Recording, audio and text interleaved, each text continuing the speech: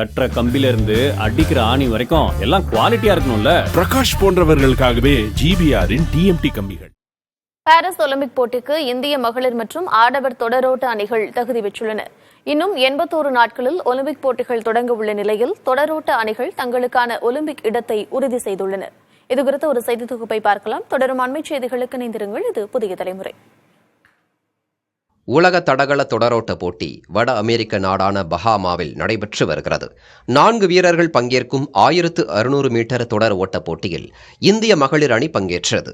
Olympic தகுதி சுற்றுக்கான முதல் போட்டியில் ரூபல் சௌதாரி, பூவம்மா, ஜோதிகா ஸ்ரீ மற்றும் தமிழகத்தைச் சேர்ந்த சுபா வெங்கடேசன் அடங்கிய இந்திய அணி 13வது இடத்தை பிடித்து முதல் வாய்ப்பை நழுவவிட்டது.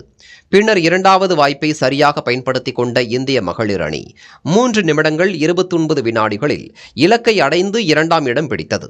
இதேபோல் ஆடவர் பிரிவிலும் முகமது அனஸ் யாஹியா, முகமது அஜ்மல், அமோஷ் ஜேக்கோப் மற்றும் தமிழகத்தைச் சேர்ந்த ஆரோக்கிய ராஜீவ் அடங்கிய இந்திய அணி முதல் வாய்ப்பை தவறவிட்டது. பின்னர் கிடைத்த 2வது வாய்ப்பில் 3 நிமிடங்கள் 3 வினாடிகளில் இந்திய ஆடவர் அணி 1600 மீட்டர் இலக்கை அடைந்து 2வது இடம் பிடித்தது. உலக தடகள தொடரோட்டத்தில் 2 சுற்றுகளில் தலா 3 பிரிவுகளாக ஒலிம்பிக் தகுதி சுற்றுகள் நடத்தப்பட்டன.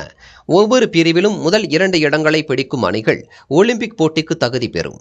அதன்படி 2வது இடத்தை பிடித்த இந்திய ஆடவர் மற்றும் மகளிர் அணிகள் பாரிஸ் ஒலிம்பிக் போட்டிக்கான தங்களது இடங்களை உறுதி செய்துள்ளன. ஜூலை 26ஆம் தேதி பாரிஸ் ஒலிம்பிக் போட்டிகள் தொடங்க உள்ள நிலையில் தடகள போட்டிகள் ஆகஸ்ட் 1ஆம் தேதி முதல் நடைபெற உள்ளன. கட்டுற கம்பில இருந்து அடிக்கிற ஆணி வரைக்கும் எல்லாம் குவாலிட்டியா இருக்கணும்ல. பிரகாஷ் போன்றவர்களுக்காகவே ஜிபிஆரின் டிஎம்டி கம்பிகள்.